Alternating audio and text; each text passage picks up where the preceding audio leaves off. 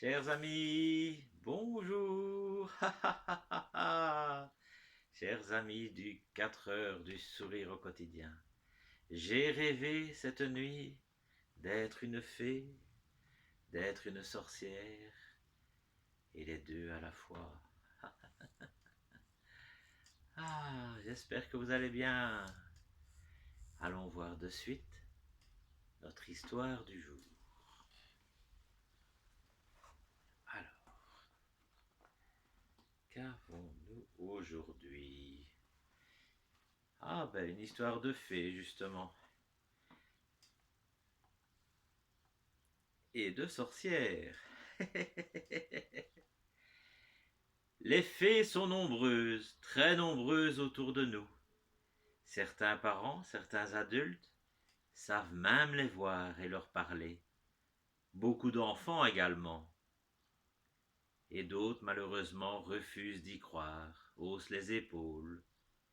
Mais les fées sont chaque jour à nos côtés. Et elles sont là pour nous aider, nous conseiller et nous porter secours ou au contraire, pour nous tendre des pièges, nous créer des soucis et des problèmes supplémentaires. Car s'il est des fées douces, aimantes, agréables, il en est des autres sournoises, cruelles, méchantes. Ces fées-là sont appelées sorcières. Et il convient de s'en méfier, de les éviter. Les sorcières savent utiliser la ruse, le déguisement et le mensonge. Elles ne font pas partie de nos amis, donc ne prenez pas ces fées-là.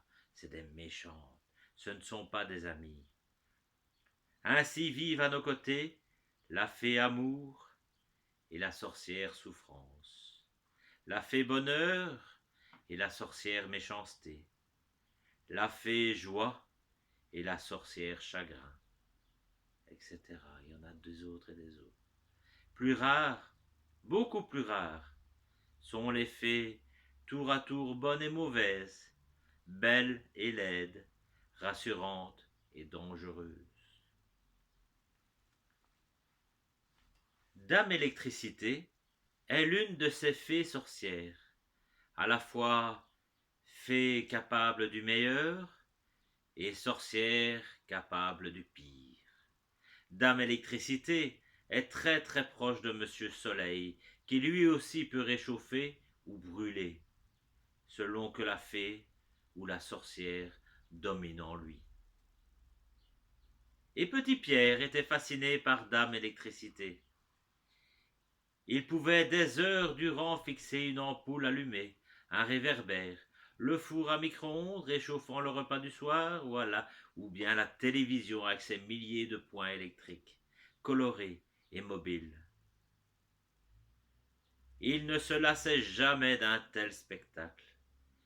Mais d'où vient-elle l'électricité?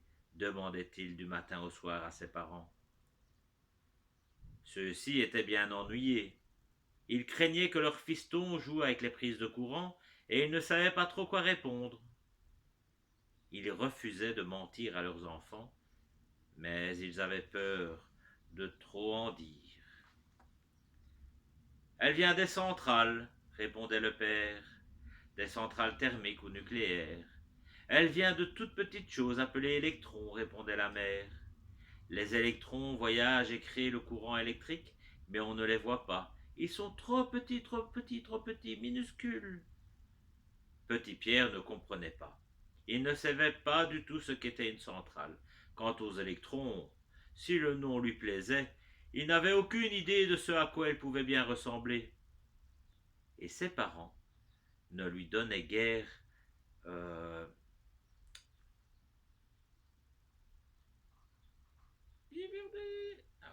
et ses parents ne lui donnaient guère d'informations supplémentaires. Mais Petit Pierre était un garçon observateur, curieux et très très très patient. À force d'examiner les appareils électriques de la maison, il remarqua que chacun de ces appareils était relié par un fil gris ou noir ou blanc à des sortes de trous placés au bas des murs, dans les angles. Ça paraissait bien petit pour une centrale, et trop gros pour être un électron. Mais il devait y avoir un rapport entre ces deux trous et l'électricité. Il fallait maintenant trouver lequel. Un matin, qu'il se trouvait seul au salon, il s'approcha d'une prise de courant et l'observa longuement. Et lorsque l'on contemple longuement un objet, il arrive qu'il finisse par vous parler. Dame Électricité sentit sa présence, et la sorcière en elle eut très envie d'assommer Petit Pierre. Alors, la fée voulut le mettre en garde, le prévenir du danger.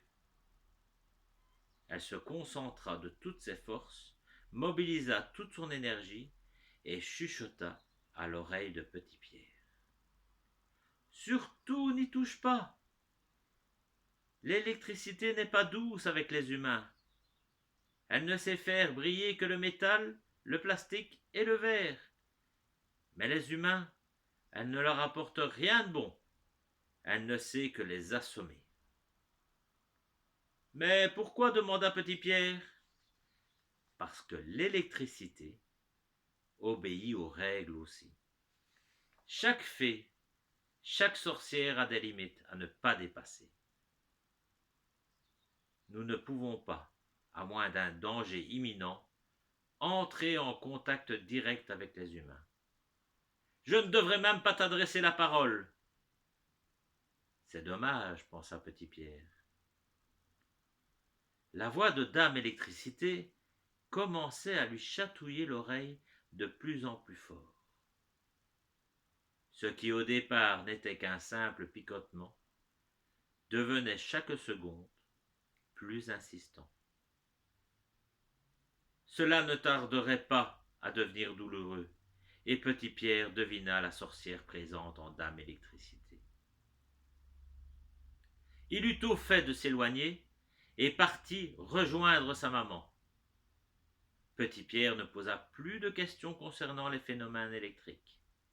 Il évita même d'en parler. Ses parents ne croyaient pas plus aux fées qu'aux sorcières. À quoi bon leur expliquer? Mais lui savait, et il prévint ses camarades d'école. Depuis, les enfants sourient à chaque prise électrique, mais sous aucun prétexte, ils s'en approchent. Il leur arrive même d'entendre se disputer la fée et la sorcière. Il ne fallait pas les prévenir. Si, il le fallait. Non, il ne fallait pas. Tu n'en avais pas le droit. Trop tard. Et les enfants lancent un clin d'œil à la fée. Dame Électricité n'est plus un mystère pour eux maintenant. Et voilà, chers enfants et grands-enfants, surtout, ne vous approchez pas des appareils électriques, des prises électriques. Ça doit être les grands adultes qui doivent le faire. Vous autres, passez simplement à côté et faites-leur un clin d'œil. Allez, passez une belle fin de journée. Pensez à prendre soin de vous, des autres. Et à bientôt. Ciao